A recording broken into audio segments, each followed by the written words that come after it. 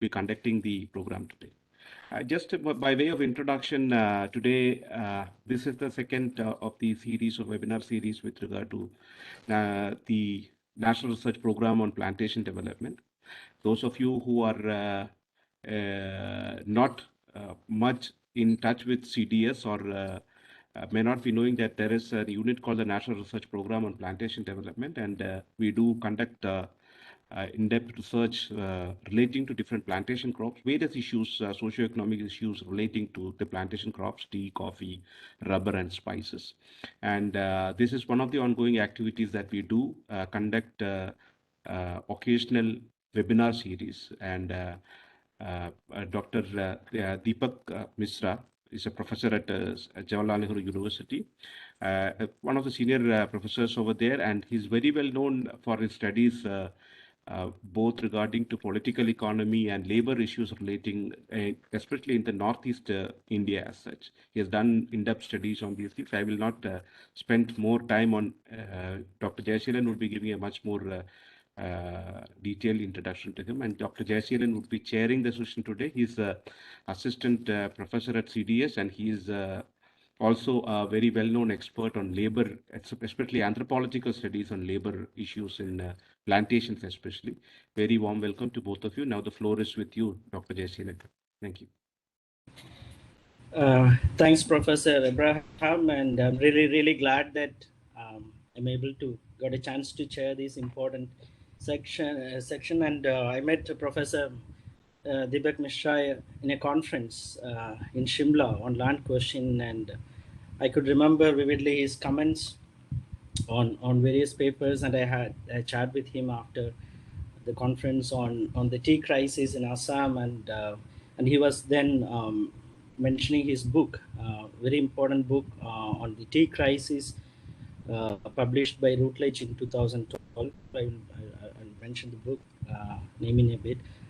So I'm really happy that Professor Mishra is joining us today, and the title for today's talk is Unfree Plantation Labor in Globalizing India, Insights from a Field Survey in Assam. And let me also read out Professor Mishra's profile as it appears in the advertisement that we have circulated. So Professor Deepak Mishra is Professor of Economics at the Center for Study of Regional Development, School of Social Sciences, JNU. His research interests are in the areas of the political economy of agrarian change, rural livelihoods and agrarian institutions, plantation labor and labor migration. And as I just mentioned, he's a co-author of an important book called The Unfolding Crisis in Assam's Tea Plantations, Employment and Occupational Mobility. And he has also edited Internal Migration in Contemporary India. And recently he co-edited Rethinking Economic Development in Northeastern India, the Emerging Dynamics, and also Land and Livelihood in Neoliberal India, published by Palgrave Macmillan last year in 2020. Before joining JNU, Professor Mishra taught at the Department of Economics, Rajiv Gandhi University, and contributed to the first Human Development Report of Arunachal Pradesh. Also Arunachal Pradesh Development Report, published by Academic Foundation 2009. So he was awarded the first Sanjay Thakur Memorial Young Labor Economist Award by Indian Society of Labor Economics in 2012. During 2008-9 period, he was a Commonwealth Visiting Fellow at the Department of International Development, University of Oxford. And in 2012, Professor Mishra was ICSSR Chair Professor at the International Center for South Asian Studies at Russian State University for the Humanities, Moscow. He was also a visiting fellow at the York Center for Asian Research, York University, Toronto in 2019. So it's a very interesting set of research that Professor Mishra has published, and particularly I'm looking forward to this talk because I also work on tea plantation crisis, but from an ethnographic perspective. So I'm just looking forward to the talk, and the floor is yours, Professor Mishra. Thank you, Professor Vinod Abraham and Jaslyn. It's a pleasure to be part of this discussion. I'm really grateful to you all for giving me this opportunity to share my thoughts on the question of tea labor in India. But let me begin with a few caveats. Firstly, I am looking at tea labor in the specific context of Assam, and that's more than just a regional focus. I understand that the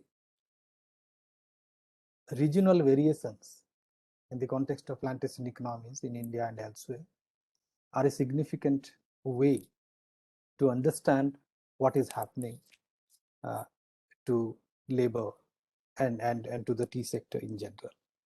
So when I'm focusing on Assam, I'm trying to also understand the plantation economy within specific regional contexts.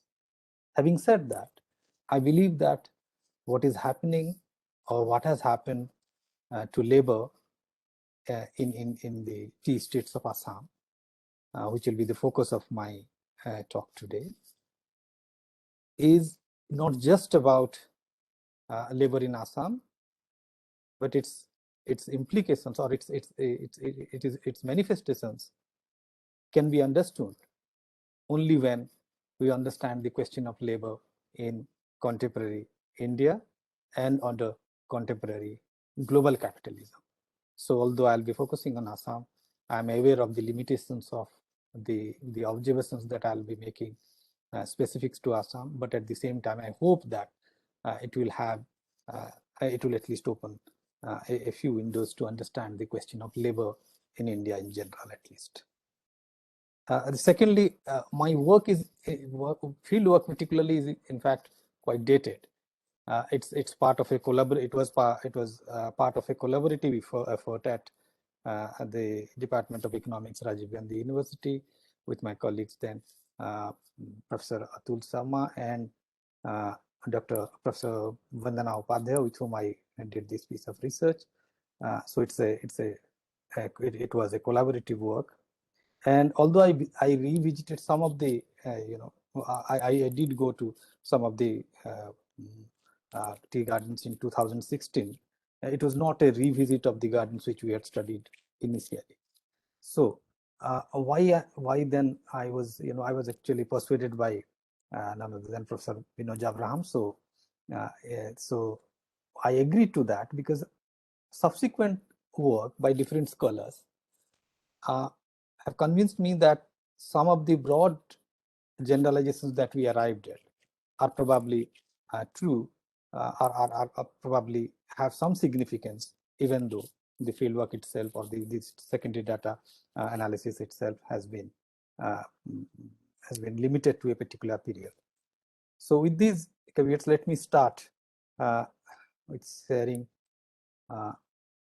my screen. Let me see if I can do that.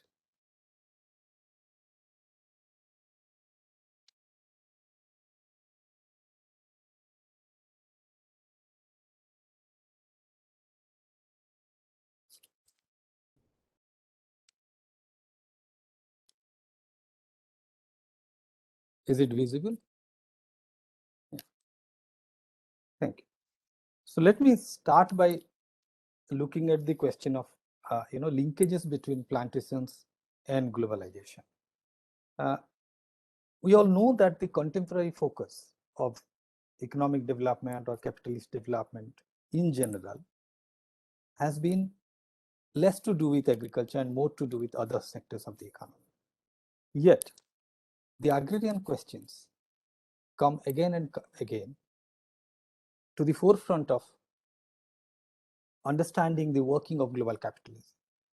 Despite all these changes, despite all these structural changes across the world, fluctuations in food prices, changes in agricultural production systems have an implication for a large segment of the population. In fact, for a large segment of the most vulnerable sections of the world. So that's the first sense in which the agrarian question comes back to us. But even in the sense of the more traditional sense of accumulation,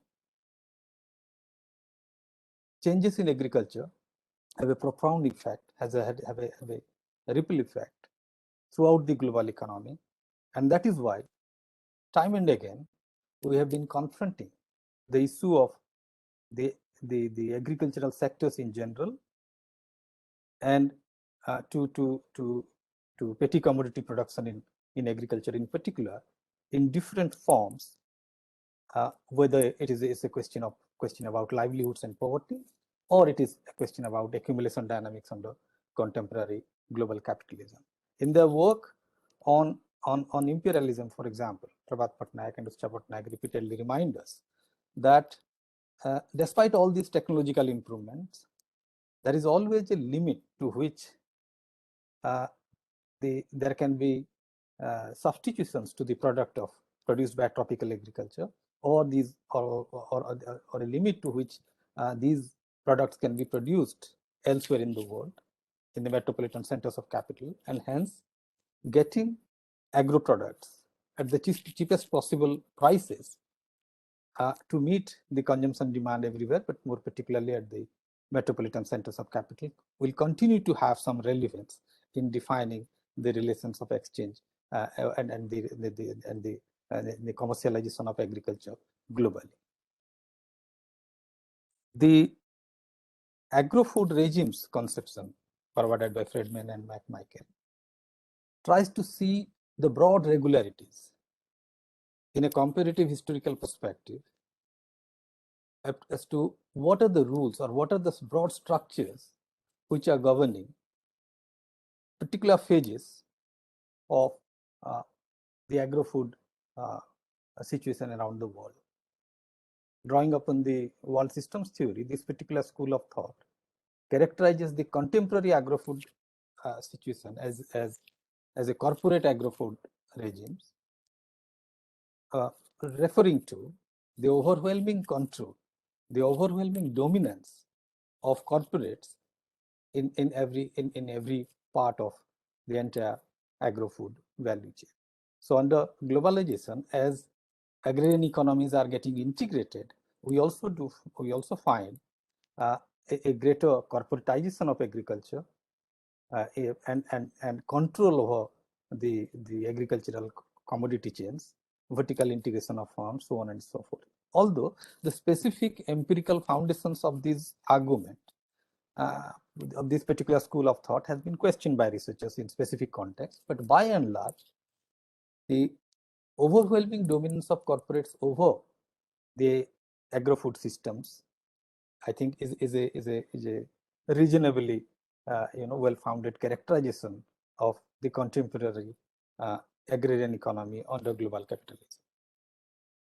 Within that, plantations, as you know, as a production system, is labor intensive and also land intensive, particularly if you are talking about tea. And in that particular sense, tea has always been a global commodity. So the processes through which tea plantations came into existence is intrinsically linked with the process of global capital accumulation.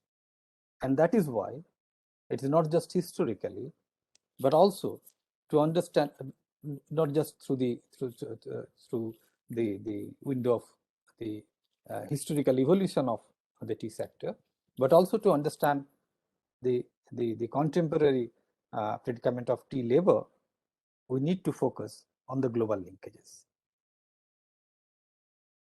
Supplying to the global market under globalization has undoubtedly changed some of the aspects of the production relations in plantation economies throughout the world, but also in India.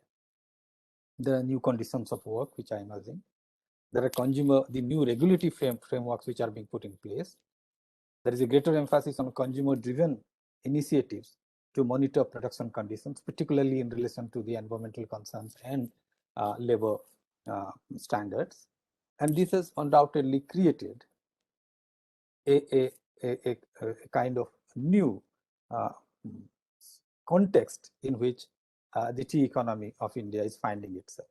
And yet, I would like to argue that the continuity with the past in terms of labor relations is something that comes out in bold relief if we want to understand what is happening in the tea sector on the ground.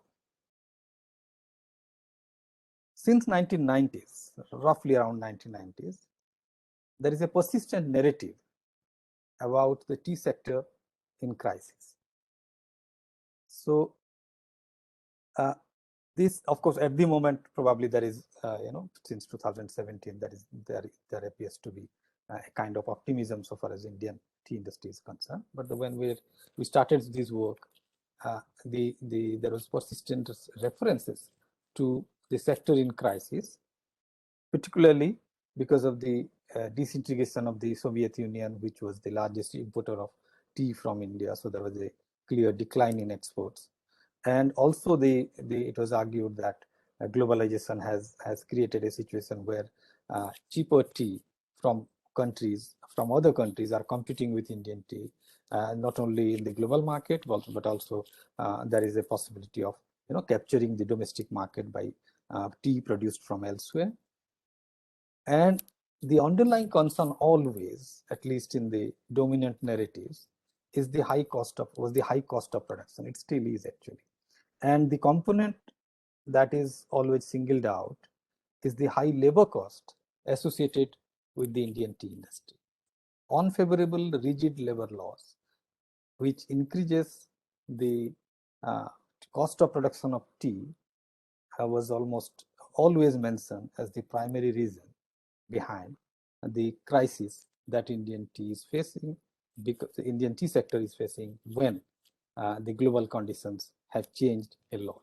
So the regulatory mismatch between conditions of relatively liberalized trade as a result of globalization and the context within the national economy in terms of the Plantation Labor Act in particular was the constant frame of reference through which the narrative of crisis was framed. And what we noticed is that in the post-reform decades, when the tea sector was supposed to be going through a crisis, domestic market for tea was expanding. It was going faster than production. Consumption was going because the Indian economy as such was growing, and then tea is something which is consumed by all classes of Indians, particularly the poor, and with some growth in per capita income, it was natural, but to expect that the demand for tea will go up. Of course, the demand for different kinds of products within the tea economy, that of course went on significant changes, but by and large, it was not because of a lack of domestic demand. This shrinkage in the crisis is not even manifested in production or in declining prices or sale in the domestic market. So the domestic market was robust, but what was very clear was that the crisis was clearly reflected in the decline in the export share.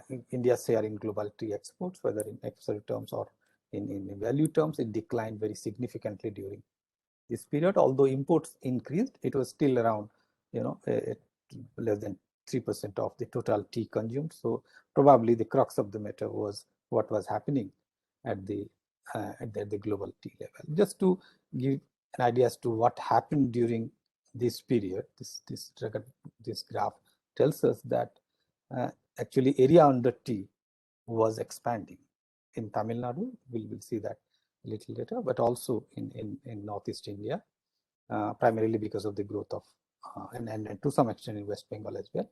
But it was primarily a crisis of yield, productivity in the tea states. That was the real crisis. Things have probably improved after that initial phase of post-reform crisis.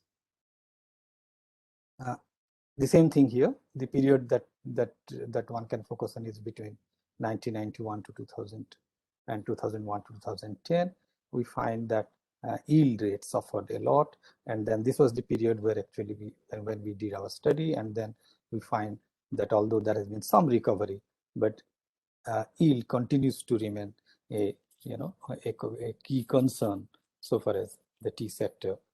Growth of yield remains a key concern so far as the tea sector is concerned. Now, however, behind this aggregate picture, there lies lots of variations. One of the variation is, for example, can be seen in this in this growth rate of area, production, and yield, roughly the same period, 1998 to 2004. But you can see that the crisis is more pronounced in terms of a yield loss in Assam, to a lesser extent in West Bengal, and because these are the two prominent states in North India. In southern India, you find that the sector, the states, do represent a very diverse kind of picture during the same period when the Indian tea sector was supposed to be going through a crisis. I will not go into the details of what we did in that exercise. I'll just summarize its key arguments here. The growth of small tea gardens started around the 90s, actually. That was driving the expansion in area. And this expansion in area, however, concealed the crisis in terms of the crisis in medium and large size gardens. We looked at the available data then, and we found that it's not only about exports and prices, but also it's about the declining the inability to raise productivity. That is at the core of the crisis, which was not being talked about a great deal. And the growth performance was uneven across plantations, but it was clear that Assam and to a lesser extent West Bengal were the, if I can call that, epicenters of the crisis. The crisis manifested itself in the relatively older medium and large size estates. That's where the productivity was not expanding. So obviously the question which was not being asked at that time was, is it because of high labor cost alone, or are there other possibilities like lack of investment, lack of productive investment in the plantations, particularly in the large and medium estates, whether that is the reason, the main reason behind the crisis in productivity. We could not get enough data on the reinvestment of specific in specific estates. So what we did was we went for the age distribution of the tea bushes, and from that what we noticed was that again here there has been less. If that is an indicator, if that is a reliable indicator of reinvestment in plantations, then we find that is where probably something needed to be done to overcome this crisis. But then other scholars have looked elsewhere in the value chain. Sarkar, for example, draws our attention to the fact that there is increasing concentration of power at the high end of the value chain, where the gap between auction prices of and the retail prices that consumers pay, that has been expanding. So we are not claiming that what we have found in the realm of production is the only reason, but probably this is also one of the key factors contributing to the overall crisis that the Indian tea sector was facing. But we are also interested in labor. The reason is, I'll go to the details, but when the crisis, when a sector faces a crisis of any kind, let us assume that there is a crisis of profitability, then depending on the bargaining strength of different different players, different stakeholders, and as well as depending on the strength of the institutional mechanisms that have been put in place, one finds an uneven outcome. And the result of this exercise was very clear, that one segment of the labor force, the casual labor force, they were facing the onslaught on their livelihoods, on their living standards, primarily because of the way they are placed within the tea sector. Tea sector, it is well known, is the largest employer of women workers, nearly 50% of them, of the 1 million workers. There is a disproportionate concentration of disadvantaged social groups within the tea labor groups. The specific historical conditions of migration are well known. I'll come back to that in a minute.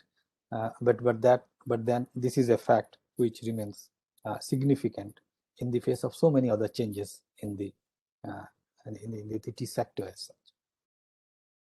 There are specific conditions of employment, the enclave economy, the social reproduction of labor being intrinsically linked with production relations in plantations. Again, I'll say more on this because I think this is a crucial point to understand the conditions of labor in the tea sector.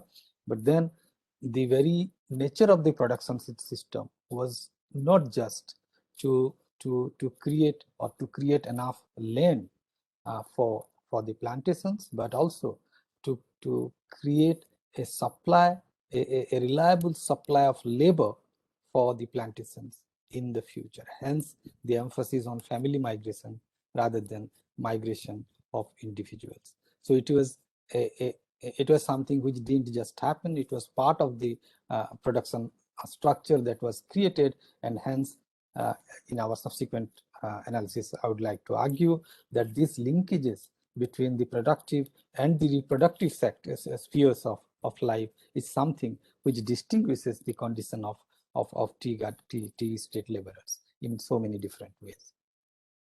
The three major categories of workers: permanent workers, and then contract workers or seasonal workers from within the states and from outside the states. They constitute the labor force, and their differential relations to the employment opportunities holds the key to understand the implications of the changes at macro level, the way it affects particular segments of the workforce.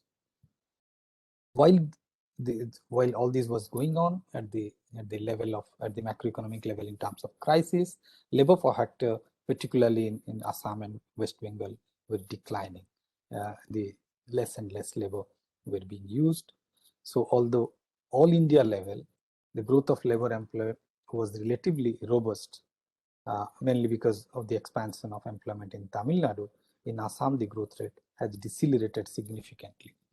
During 98 and 2004, however, there is some recovery of growth of labor per hectare at the all India level, but the situation in Assam and West Bengal continues to be dismal.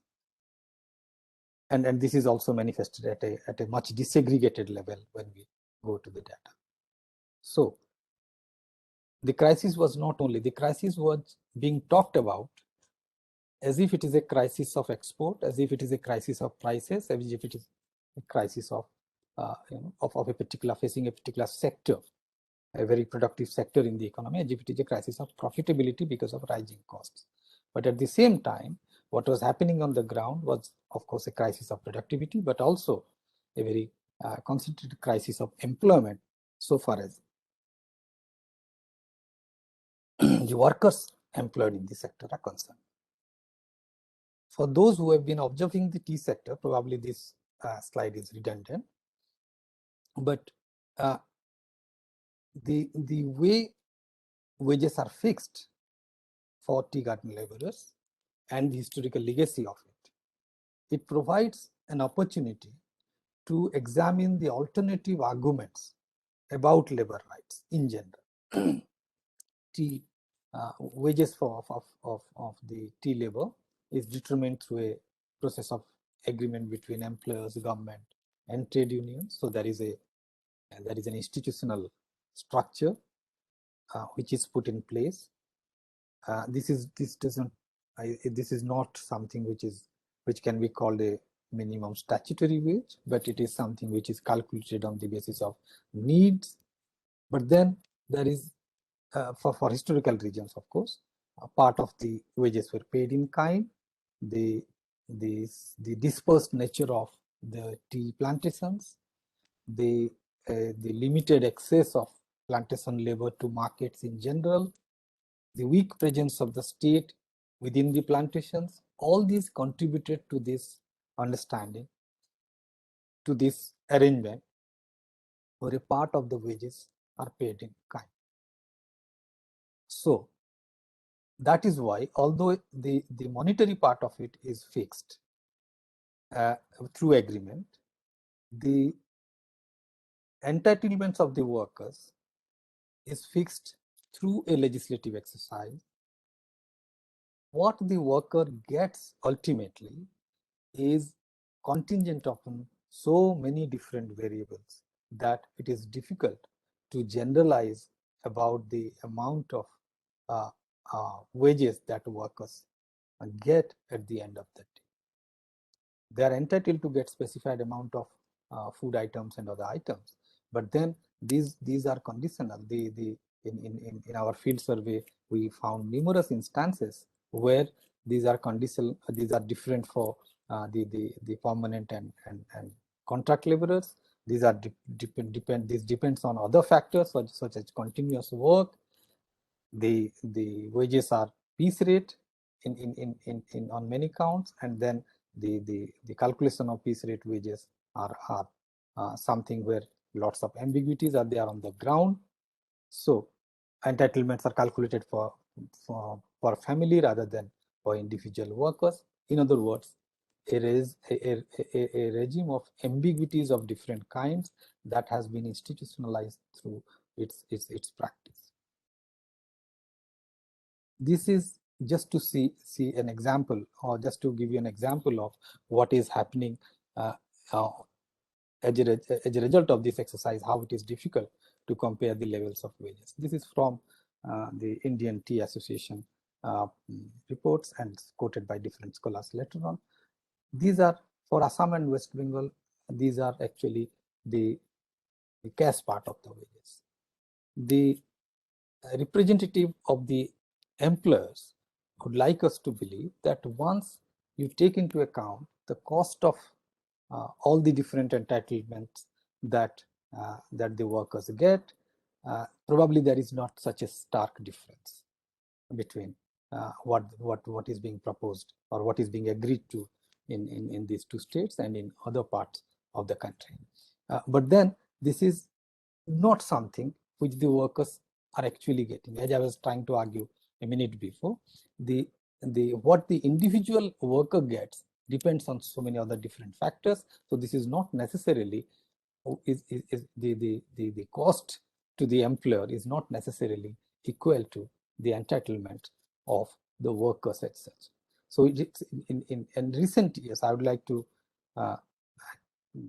draw your attention to a recent report by Oxfam, which has been released in 2021. So the average family income per month is 4,774 rupees, and if you take care of the deductions, then it is around 4,000 rupees. So that's the per family, and if although workers are entitled to get 167, they get the actual conditions vary between 160 to 180 per day. But this falls far short if you have a notion of living wages. So the living wages of the workers should be around 884 rupees per day, and this is not only less than the statutory minimum wages that the state is otherwise trying to commit itself to, but also it's much less than standard living wage. In other words, I don't think much needs to be said here that the living conditions, the wages are in fact very low. We did find during our field survey that in gardens which are in close proximity to urban areas, the actual monthly income of workers working in the informal sector, in the construction sector as unskilled labor, is in fact in the nearby towns is higher than what casual worker gets in a plantation. The recent story in the papers, if you have read it, was that because of a change in the state government announced a hike in terms of in wages, daily wages of tea garden workers in Assam to the tune of ₹50.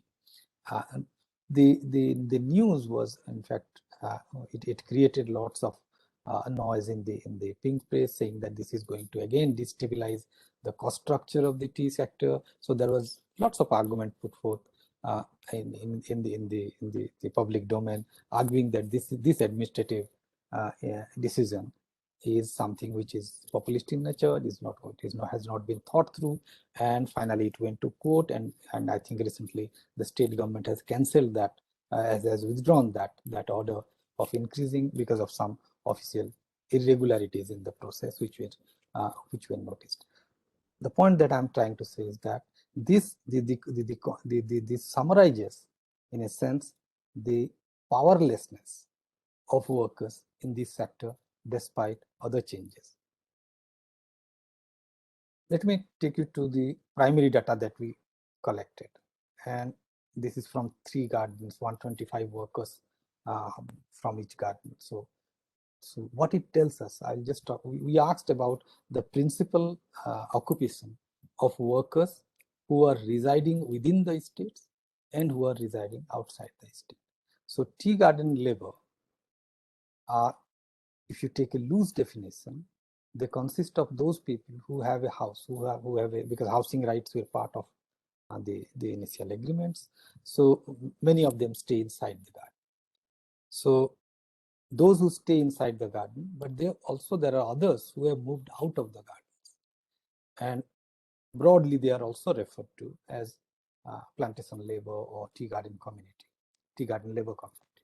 So we looked at the occupational distribution of workers inside and outside the garden, and what we found was that it's hardly surprising that the majority of those who were working the garden, who were residing in the garden, they were permanent laborers. They worked as permanent, around 33%, and then those around 25% are casual labor in the tea estates. So there has been a significant casualization of labor. Only 3.5% obviously were in the lower supervisory and clerical posts. But out of them, around 14% also worked as non-farm labor within outside, mostly outside the tea estates, and 11% were unemployed. In other words, the worker families who are staying inside the garden are also looking to ways to move out of the tea estate to work in other sectors. Those who were moved out, of them, nearly 15% also worked as casual labor in the tea estates, and 2% works as permanent workers in the tea estates, and 1% worked in various supervisory capacities, so on and so forth. In other words, even after moving out, a significant proportion of workers are related to employment in the tea garden, particularly during the peak season. And if we talk only about female laborers, the dependence on tea garden, on tea estates increases, or tea sector increases. Where are they moving out? They are moving out primarily as cultivators and agricultural laborers, because we have studied only the nearby villages where these activities are predominant, but also a great deal of unemployment is also very high in this community. So when we are looking at the process of livelihood diversification, if employment opportunities are not growing enough within the tea economy, within the tea estates, then the members of the family are likely to go out of the tea estate employment and look for employment elsewhere. That should be a straightforward result. But then there are process of a process of gendered occupational diversification. Women find it much difficult to get out of the plantation work. Outside jobs, as one can expect, are mostly in the nature of unstable, precarious employment. There is hardly any access to government service or private salary side service. Most of those who moved out to either the construction sector or to agriculture and casual work within agriculture. Another striking result was that the possibility of vertical mobility within the tea estates, even after staying for generations in the garden, is in the same place, is very limited. And this is captured through a process of intergenerational occupational mobility. I'll not go into the detail. I'll just draw your attention to the fact that those who are working as permanent labor in the tea estate a generation ago, if we take what their sons and daughters did, where are they employed? In fact, we find that some of them got employment in the permanent workers, but many of them failed to do so, and hence they still work as casual labor. Very few of them could be lower supervisory posts. But those people who were working as casual labor a generation ago, their children were not even integrated into, were not even given the kind of permanent job within the tea states. Only 4% of them could secure a permanent position within the state. So they continue to work as casual laborers with very low wages for generations to come. So the low vertical mobility within the tea states and the continuation of the disadvantages across generations are the two striking features that comes out if we look at the nature of intergenerational mobility of workers by taking the data on what is happening to the intergenerational pattern of mobility among the workers households. Now, as I said, there are many studies which point to the deplorable conditions of housing, nutrition, wages, employment conditions within the tea sector. But the point is all this happened with one clear legislative provision, which in fact provided various entitlements to the workers.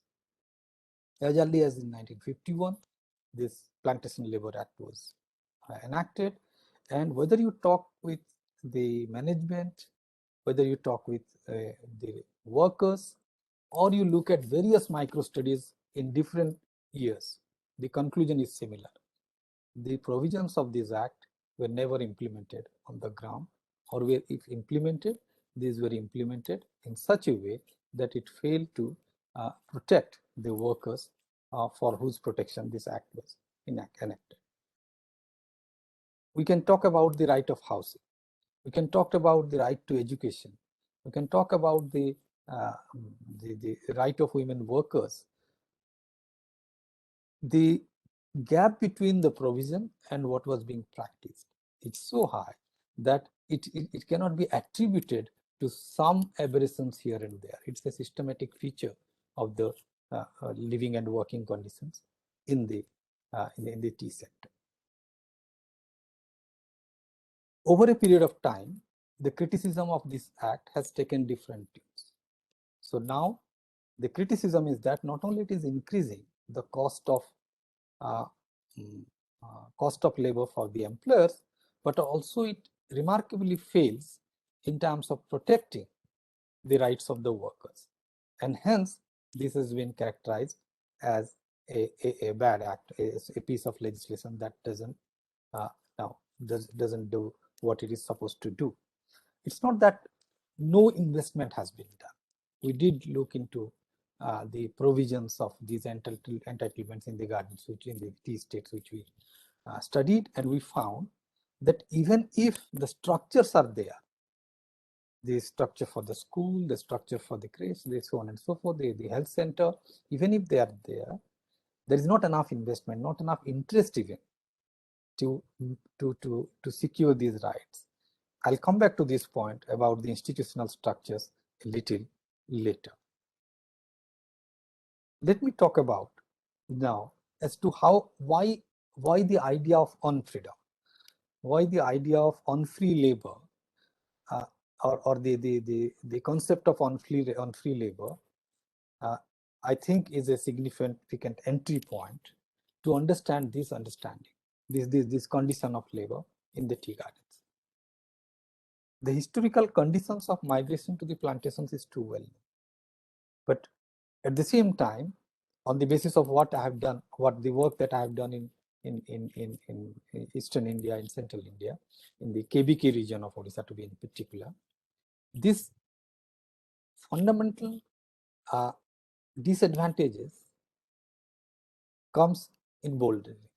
That is, it was not just that a group of laborers simply migrated to respond to new work opportunities, new employment opportunities.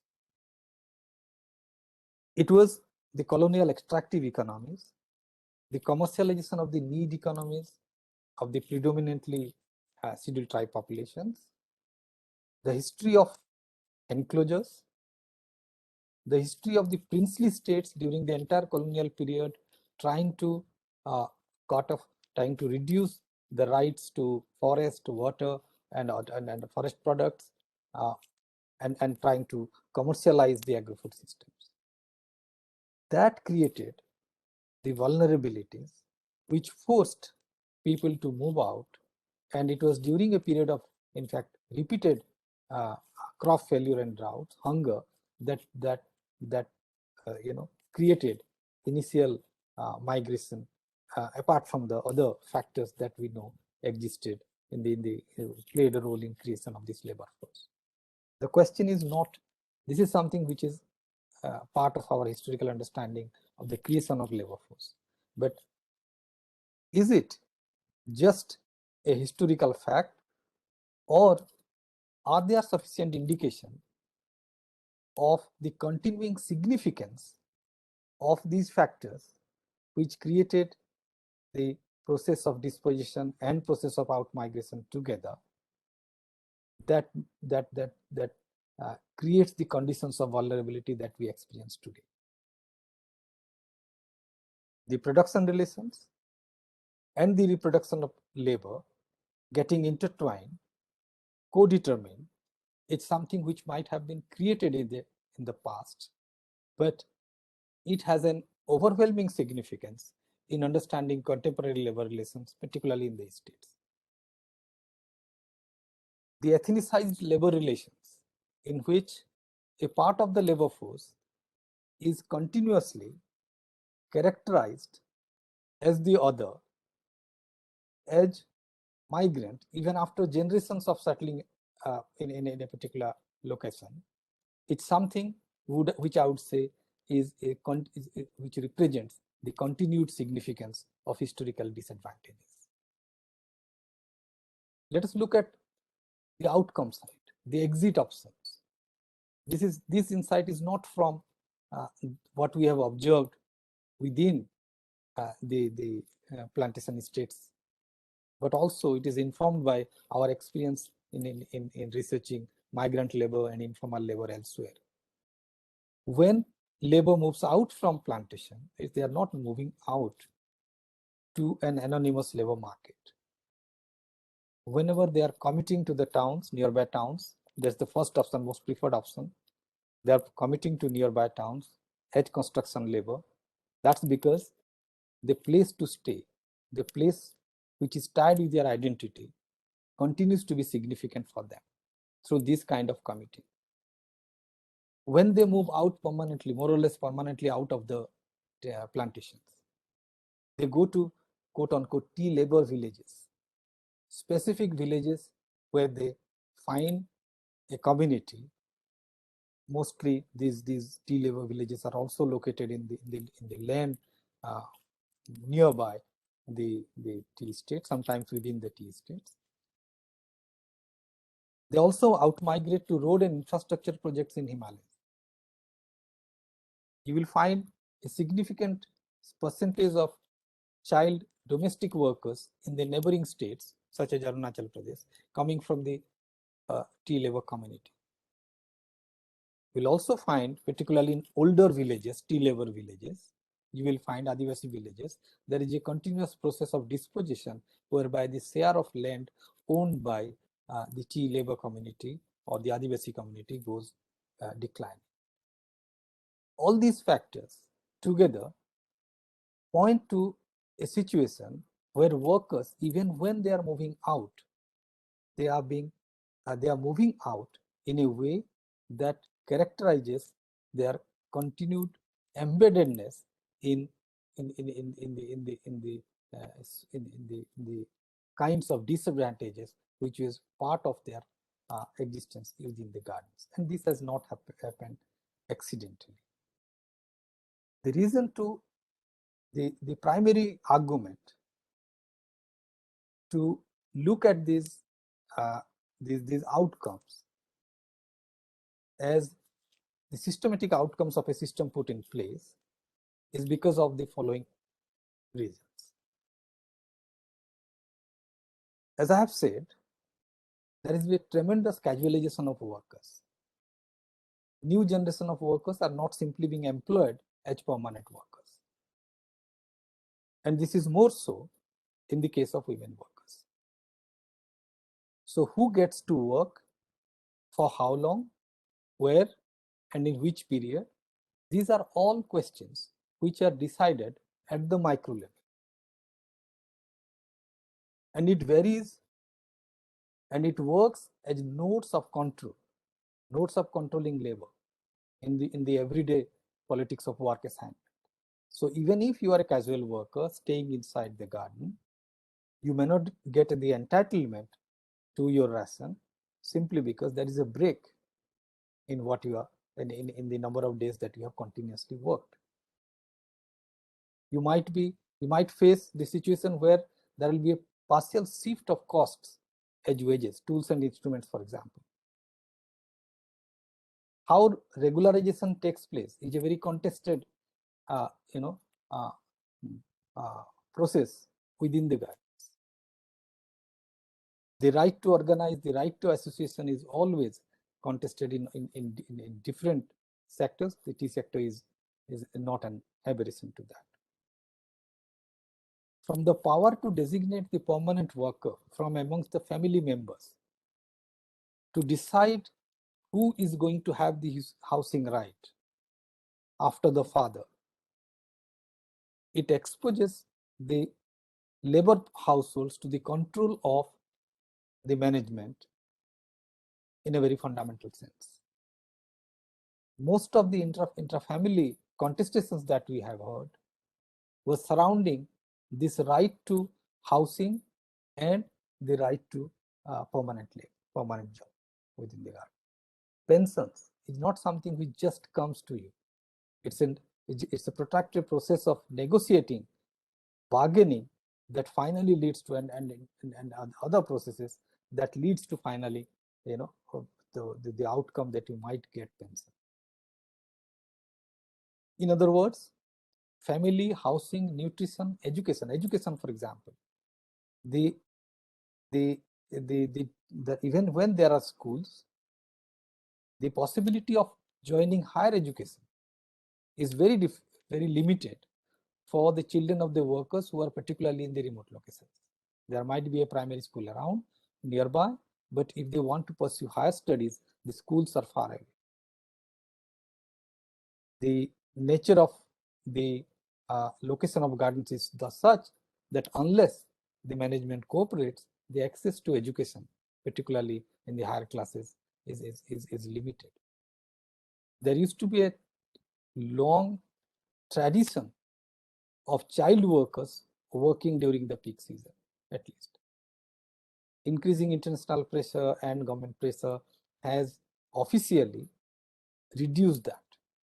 But we found many instances where family had to choose between sending their children to a distant school or employing them within the garden. In other words, every aspect of life and livelihood is somewhere embedded in the production organization within the garden. And to that extent, this is not a typical labor market, a textbook view of the labor market. This is a labor market that operates with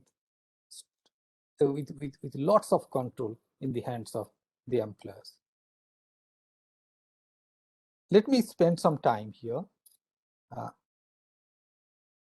Do I have how much time do you have? Can you just tell me? If you could wrap up in like 10 minutes. Okay, that's fine. That's fine. I think I'll take less than that. It's not an easy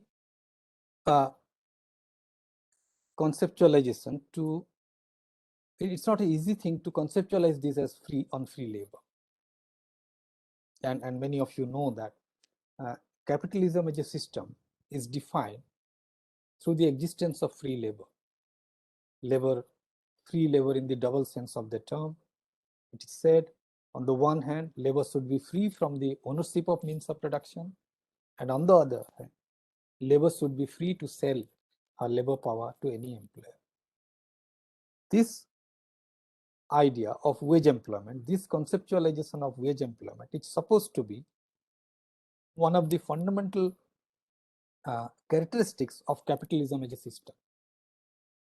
So there are authors, for example, like J. Mohan Rao, who would argue that the idea of free labor in this sense is not peripheral, it is central to capitalism, so central that this can be the dividing line, this dividing line between wage economic exploitation of the wage labor and extra economic exploitation is something which characterizes capitalism. So capitalism as a system is apart from the private ownership of resources and production for the market, is also a system of generalized commodity production where labor power has become a commodity, and hence this commodity, this labor power is a fundamental aspect of it. It has been argued that there might be instances of unfree labor here and there, but in the long term, capitalism and unfree labor are simply not compatible. On the other hand, there is mounting evidence, in fact, from various quarters, from various studies, including the studies on labor in global value chains, that unfree labor and bondage of various kinds are very much part of contemporary capitalism. So much so that there are authors like Tom Brass, for example, who would argue that unfree labor has always been a part of capitalist exploitation system everywhere in the world. It's something which is not only an aberration, not just an aberration, but a systematic part of capitalism, while others, while recognizing that there is a the free labor is something which is central to the conception of capitalism, would nevertheless argue that to various degrees, various kinds of unfreedom are very much there. With the neoliberal onslaught on worker rights, with the increase in precarious employment, with the increase in globally integrated but deplorable working conditions in various global value chains, it has been argued that this precarity is something which is central to the accumulational dynamics of contemporary capitalism. So to that extent, existence of unfree labor is being seen by many as a specific manifestation of contemporary capitalism, and in that sense, what is happening within the tea gardens, in fact, comes out in clear terms if we see this as a specific moment in global accumulation dynamics. Let me bring in here another idea, another concept which has not been adequately addressed, particularly in the mainstream and even in the political economy views on labor. That's the question of identity. If we look at the tea labor as a community, we find that the two significant actors, state and trade unions, were very much there. The Indian state has taken an active interest in the affairs of the tea sector. It has put in place a regulatory regime trying to provide support, some protection to the labor. It cannot be said that this labor is part of the informal labor force in general that we see in the urban informal sector. This was a sector where which is part of the formal economy, well-established institutional governance structures. This was also a sector where labor is unionized. Despite all these ingredients, institutional safeguards, labor rights could not be protected.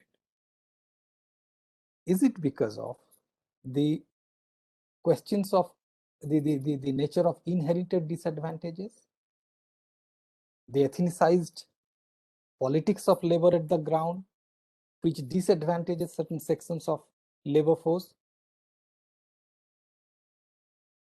Is it because of the way labor is not viewed as a worker? Rather, labor is always necessarily seen through the prism of ethnicity, gender, language, and other markers of identity. The argument can be put forth in another way as well. The tea garden labor community, if you, through our interviews, through our in-depth interviews, it came out very clearly that even though they have been less successful in demanding their rights as workers, they have found an alternative route in identity politics through ethnic mobilization, despite having various differences within them, despite the heterogeneous characteristics of the tea labor as a group.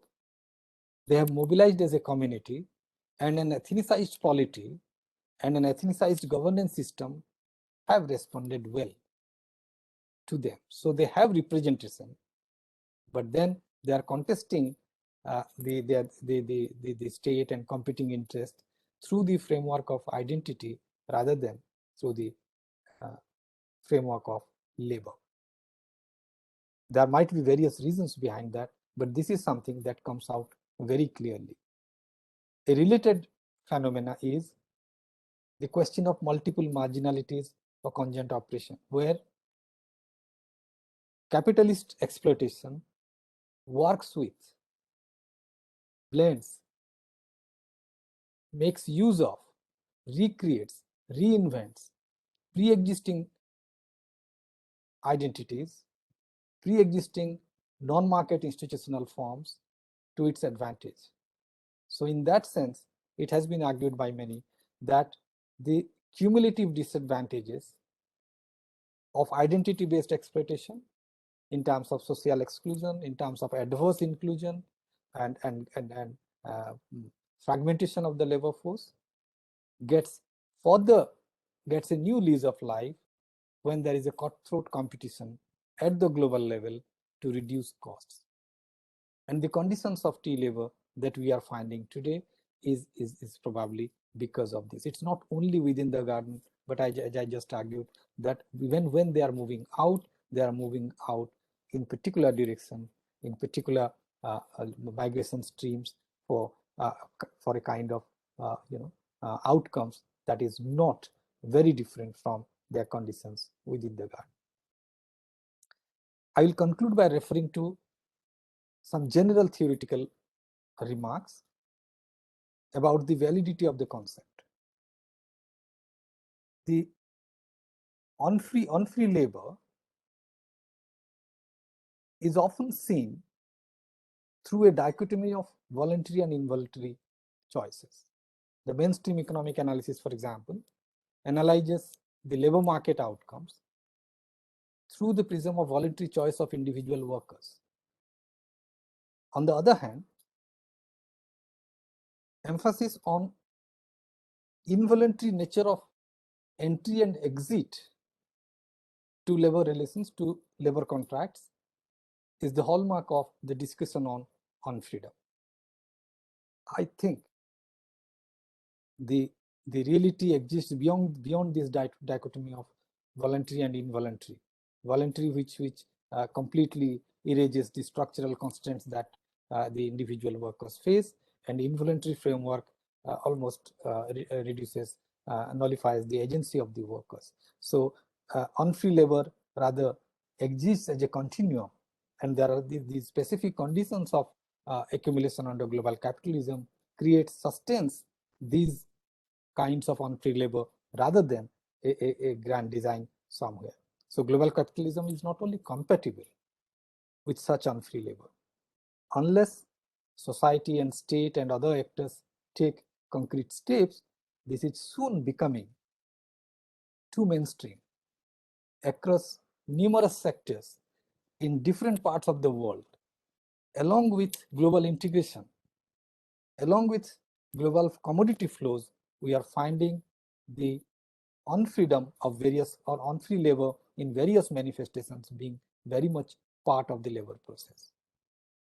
The final question that I would refer to is that, is it not ironical that the terms of our engagement as an economy with the global economy is through the mechanism of cheap labor, as globally mobile capital is trying to find new destinations. Nation states economies, regional economies and cities are trying to compete with each other to remain attractive destinations of capital. And within that framework, one of the ways, apart from environmental concessions, one of the ways to remain attractive is through providing cheap labor. And what we see in the conditions of tea labor through the continued deprivations lies, I think, the admission of the fact that we are probably trying to get integrated in the global economy through a low road where cheap labor of all kind remains our fundamental currency. I'll stop here. I look forward to your questions, comments, and suggestions. Thank you. Thank you so much, Professor Mishra, for such a detailed lecture on the tea crisis, particularly initially talking about the large political economy of tea sector and the reasons for the crisis at multiple levels, not only looking at the let's say collapse of the USSR, but also the local processes of low productivity and increasing casualization and the whole question on the supply of labor. Then discussing the insights from your field study that also discusses the labor under crisis and the life situation both inside and outside the tea plantations, and also very convincingly to point out that even when they move out of the plantation, which becomes just a spatial mobility, but when it comes to the socio-economic mobility, they are very much stuck there, very much in a marginalized position, and that feeds into a larger theorization of unfree labor and capitalism, classes of labor, and also the questions of intersectionality, conjugated or conjoined oppression you have mentioned. And that gives a very nice, I would say, introduction to 101, the first lecture on the tea crisis that anyone could give. A very insightful lecture. So before I open up the floor for questions, I would like to ask you a couple of questions.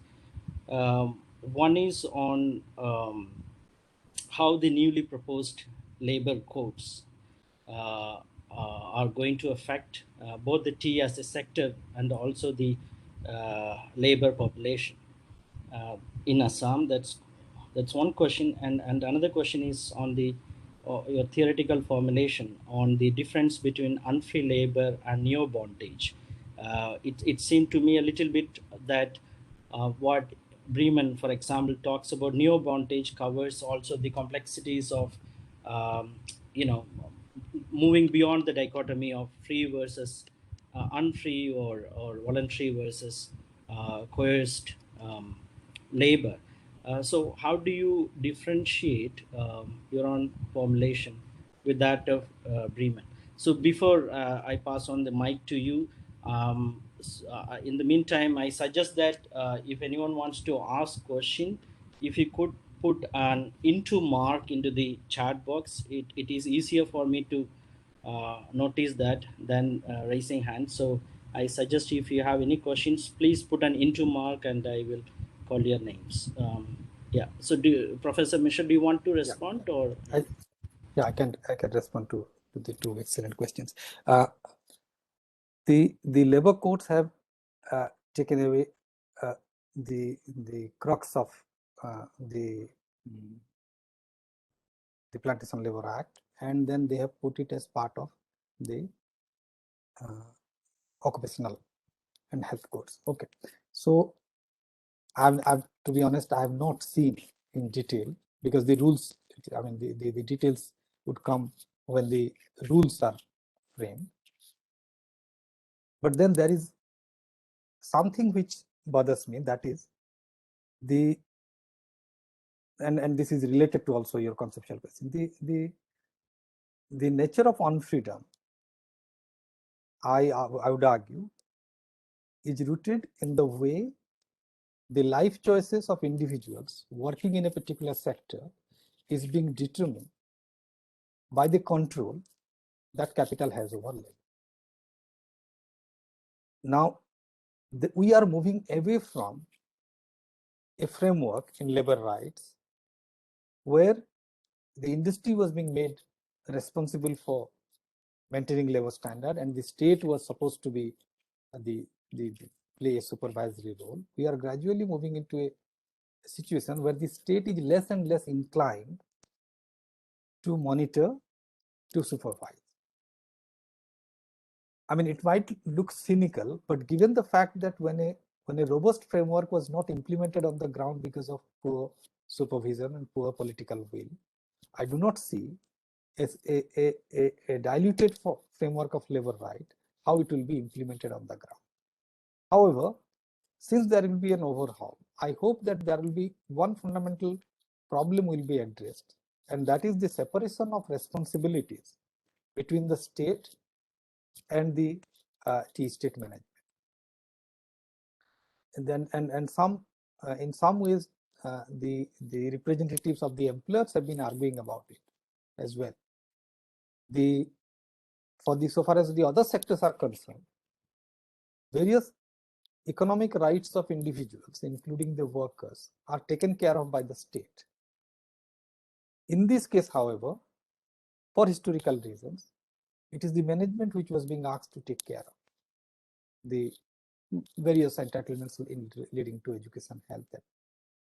So, if the rules are so framed that the separation and institutional separation and the separation of responsibility between the state and the employers is made transparent and workable, I think that might open a possibility of better living and working conditions in the tea states, because it is ultimately the state's responsibility to provide the rights, to provide certain basic entitlements to the tea garden laborers, which is being provided to other sectors of the, other segments of the working class or citizens in general.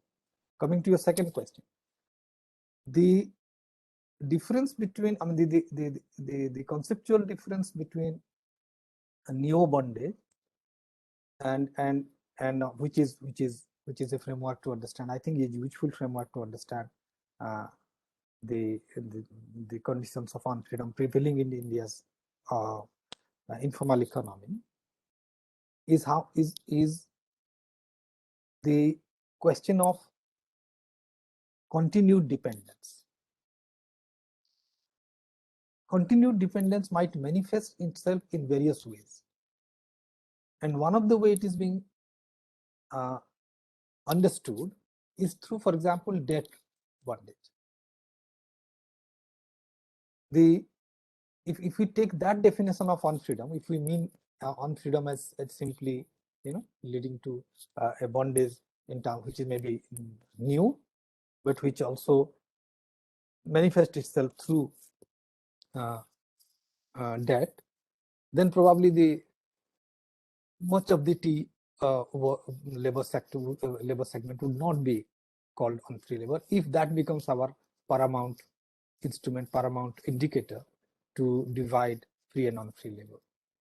But what about the freedom to work anywhere, the freedom to choose an employment, the freedom to for the subsequent generations to move out to gainful employment?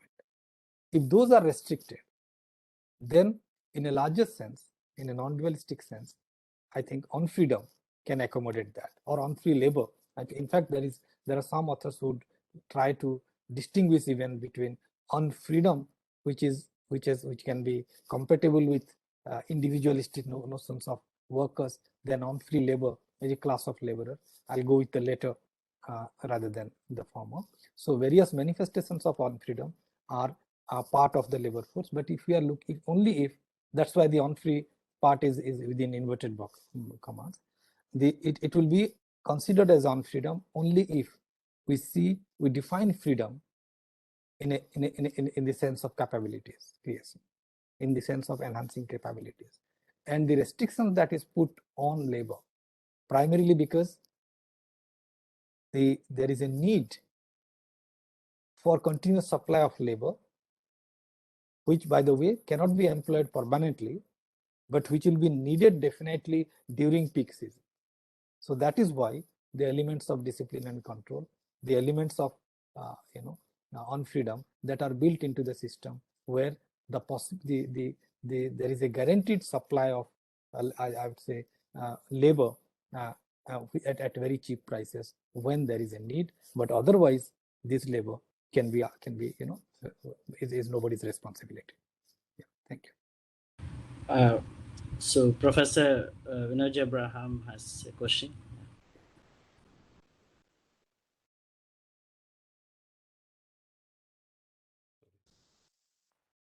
Yes, Yeah. thank you, Professor Mishra, for that very interesting lecture. Good to hear you after so long, your lecture after quite some time. See, I just want to take your attention to the issues related to small tea growers. Yeah, thank you. Yeah, the plantation economy and the plantation tea organization of tea under the plantation system, that is kind of slowly moving out. And as you had said in the beginning, small tea growers are becoming an important players.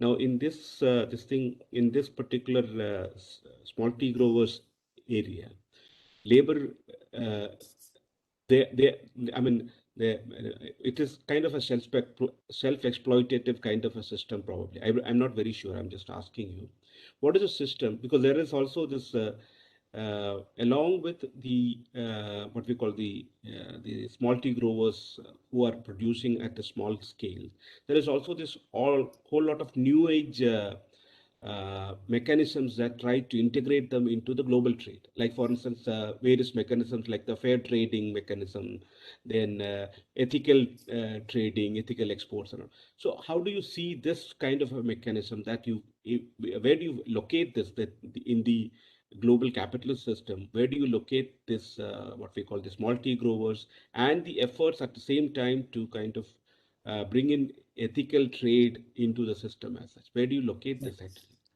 Thank you. I mean, I should have said this, but partly because I have not studied the small tea sector in great detail, but others have. So on the basis of those insights, I would like to answer this question. Very interesting and new forms of production organization actually emerging so far as the small tea growers are concerned. First of all, their share is increasing very fast. I think close to 50% of production now would be in the hands of smaller tea gardens.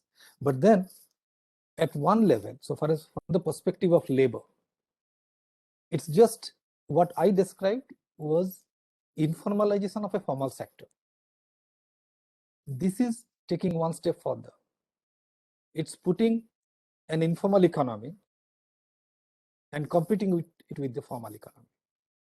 To the extent that the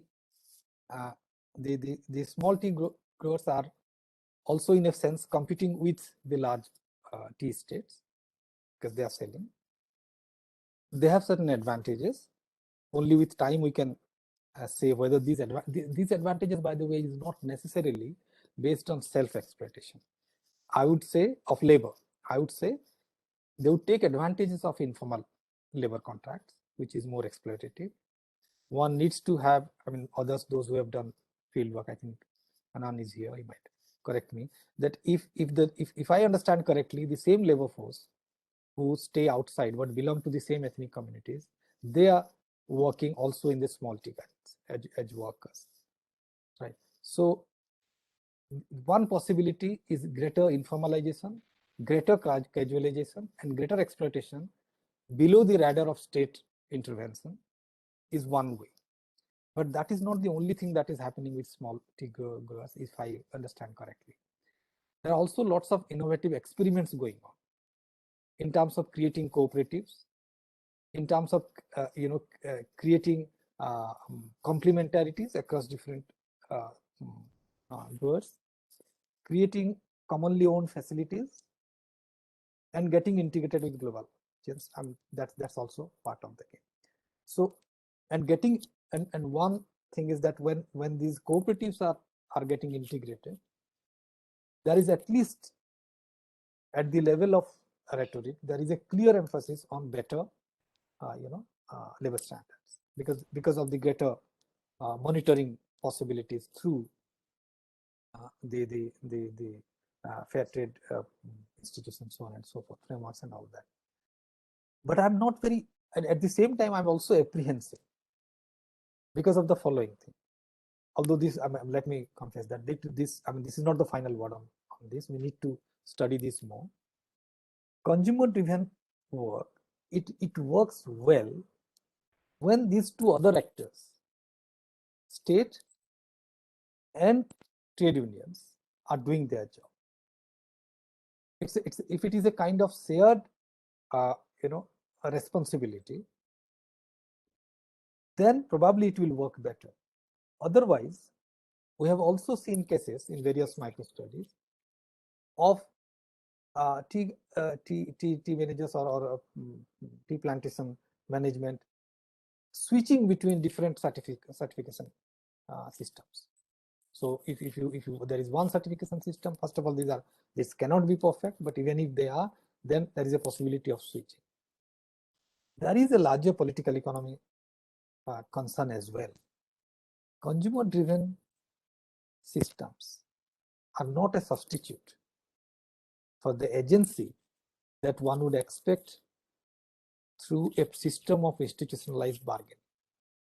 When I'm saying this, I'm aware of the fact that all that story that I painted you happened along with formalization of unionization of labor, along with existence of otherwise very prominent labor unions, and yet they failed in protecting the basic right of workers for generations. Having said that, I would say that this substitute of that we are looking today is likely to weaken the trade unions further because of the way it operates. I think this is a very tentative answer. I do not have honestly a final opinion on this. One needs to work more to find out what exactly is the way small tea growers are changing the landscape, and these new certification regimes are improving conditions of labor. It can be, it can be a series of cosmetic changes rather than fundamental changes. That possibility is always there, unless state and trade unions are also there on the ground, in a sense of checks and balances. Thank you. Thanks, Professor Mishra. And we still have 3 minutes left. Yeah. Can I Please ask something? Yes, please go ahead. Sir, I'm Abdul Hannan from Sikkim. So actually, in terms of West Bengal, what we have been experiencing, particularly when I repeatedly visiting in the field, and I was finding some of these new experiences. Like we have three kind of growers, as you have said, in terms of labor. If you look into, like we have the gardens which were closed in 50s, 60s, and also in 90s and 2000. I mean, even present day also closed gardens. So there are gardens which are, by being force of the market or by being force of absence of the state, they are getting into informal process, and they are naturally become the small growers. They do not have entitlement, but they are in the mix. Their decisions are yet to be decided. So those kind of institutions and those kind of small growers also coming in. Secondly, there are also cooperative small self-help groups where you will find there are self-help groups which are successful in terms of providing the market access.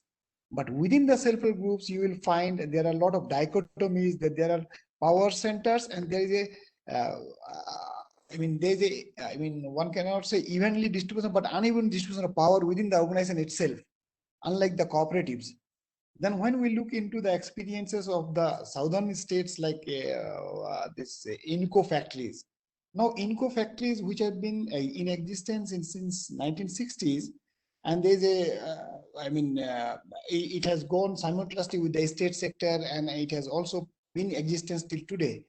But there's not much capital push from the state sector by which they can become a role model, and where we could see there's a less capital coming in, whereas the Botley factories on the other sector is coming very havoc way. So that is the system, the mode of production is always in other side actually. And also the third kind of things in the particularly third kind of growers which are in Bengal, West Bengal and Assam, coming up in because non-traditional areas. There are scale of economy, there are a lot of problems are there. In those places, the labor market institutions are absent. But on the other side, what is happening is that even trade unions are existing, but they also find in a very conflicting situation by which they can bargain with the farmers, because they have become the both of them victim of the market and the institutions. And where the state has no control to regulate their labor market, as well as even farmers are also not receiving the good price. So how can they will bargain within them? So they have both the farmers and at times labor, both have been categorized in one side of the vulnerabilities. And if we look into the hill states, I was looking at one of the cooperatives in Meghalaya. Then we found they have been going for most of the states, hill states, they are going from the organic form of production. Their scale of operation very low, but the quality production there is a possibility. But that much of state-sponsored extension services are very weak. Like from T-Board has in last 4 or 5 years before, they had made the sub-regional offices through which they should be given some kind of a technical advice or the market access or kind of a training, because the farmers really do not know in these states. They are also in inaccessible terrains, at times the very backward areas. So there is a varieties of experiences by which the small grower, though they are in terms of sizable economy, they are producing 50% of production in aggregate picture. But if we look at the disaggregate level, the experiences are wide varieties of ranges. So single experience will not work, or single kind of a policy may not work. And then the land policies also are different in the hill state, the traditional institution, land distribution measures, all those things are a very mixed. Thank you. I think I'm in agreement with what you are saying. At the moment the small grower sector is in flux. Yes, but tell me one thing. I need to know this because do you find who are the laborers who are working in these, even in these small gardens? Do they come from? Is the labor who moved out from the tea estates, tea gardens, or there are new people who are just laborers joining these occupations? There are two types basically, sir. In Bengal experience, what I have observed is that there are one is the new areas where tea is converted, so the villagers also being part of it, and on the other side, the estate gardens who are out migrating, as you have said, from the tea estates. Right. So their new generation also, some section of them, they also got into the small grower gardens. Right. So they remain mostly on residential in the small gardens, right, and the neighborhood village are also there. Right. Thank you. Yeah. So this is what probably when I was trying to say, when I said the linkages are global, as in other sectors of the informal economy, we see varieties of petty commodity productions, staying side by side with very organized formal sector production systems. Probably that's the kind of future we are looking at for the tea sector. Multiple production systems, particularly the small growers which are producing at a very low scale, trying to take advantage by cutting labor costs to some extent, because they not only as Dr. Anand said, not only from the perspective of the state regulative mechanism, but also from the perspective of the trade unions, since they themselves are vulnerable in some way, but ultimately everything getting organized in a way that the maximum surplus gets transferred to the metropolitan centers of capital. Right, sir. Right. Thank you. Yes. Thank you, sir. Yes, Dr. Matthew Kurian. Maybe this is the last question, so we are running. Thank you. Thank you, Professor Mishra, for your very inspiring talk. I have two specific questions to ask you. You referred to the institutional mechanism, which has great implications in labor question. But I did not hear much about International Labour Organization, because labor organization now emphasizes the aspect of particularly labor question. That is one. So how ILO is involved in this question of decent labor question? Right. That is one good. The second, you referred to the supply, labor supply question. There I want some clarity, because when we look at the neoliberal era of the Indian economy, we find much more acceleration of labor migration. In that context, how can we insulate the plantation labor in their own, especially from an intergenerational point of view? In that context, what may be the sustainability of the very plantation sector?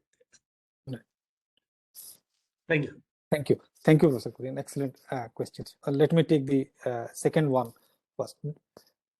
In fact, the fact that even after moving out, so many, such a significant percentage of workers who were at some time part of the tea estates, but now have moved out, since they are coming back to the tea plantations for employment, shows that it is a diversification. It's a process of out migration that is characterized by elements of distress.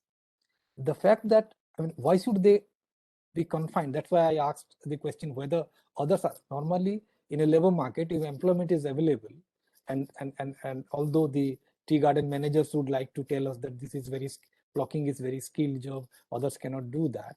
But the point is that why can't be a two-way flow of labor?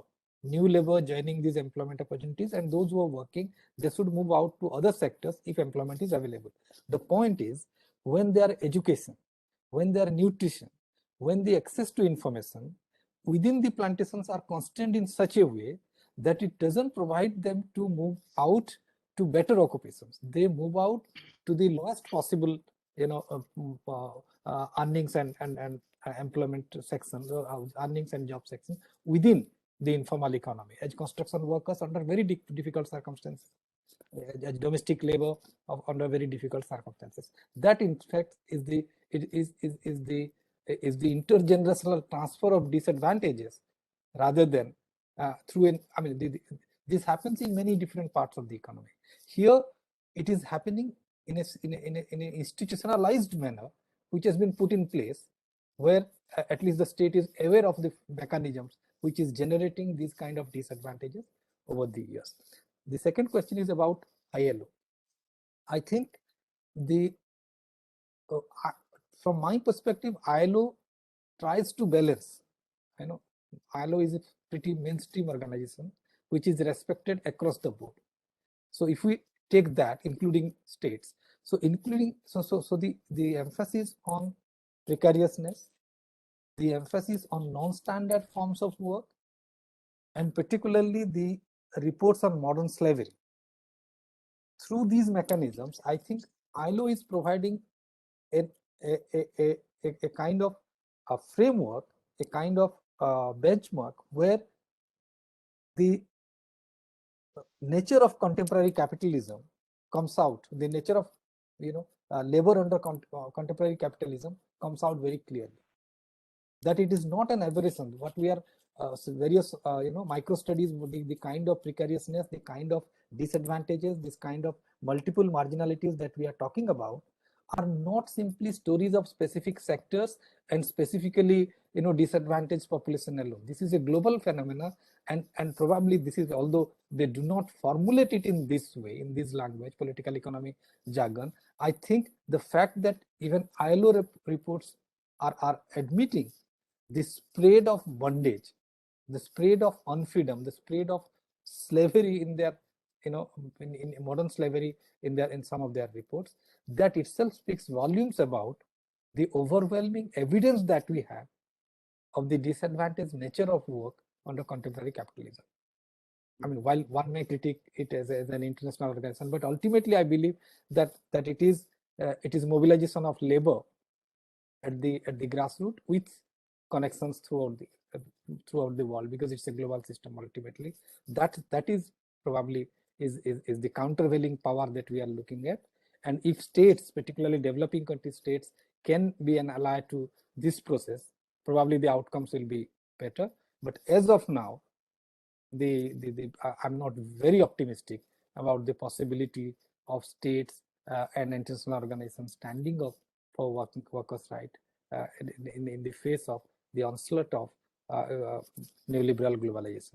Having said that, also neoliberal globalization is facing its worst nightmares. It is not entirely able to conceal its failures, particularly in the economic sphere, so far as the conditions of the working class, even the middle classes, are concerned.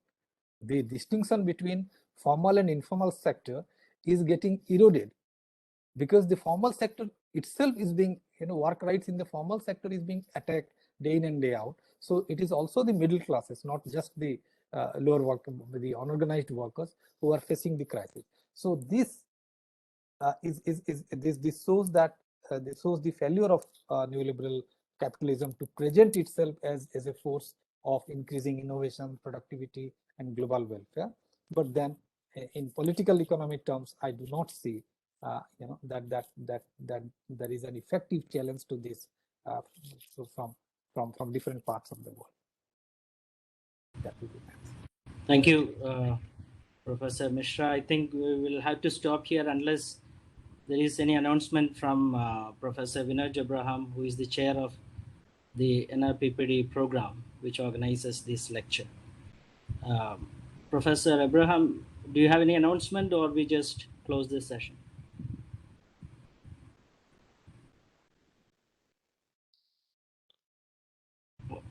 Okay, I think. Just one thing, just to thank Professor Deepak Mishra again and Dr. Jayasheelan for being with us for this seminar, for giving us this wonderful lecture. And just to inform the rest of the group who is attending this, we will be having occasional webinar series conducted through this particular platform by NRPPD at CDS. Please join whenever we send invitations around. And looking forward to your continued participation and encouragement. Thank you again, Professor Mishra and Dr. Jayasheelan. Thank you. Thank you. Okay, thank you, Professor Mishra, and yeah, thanks.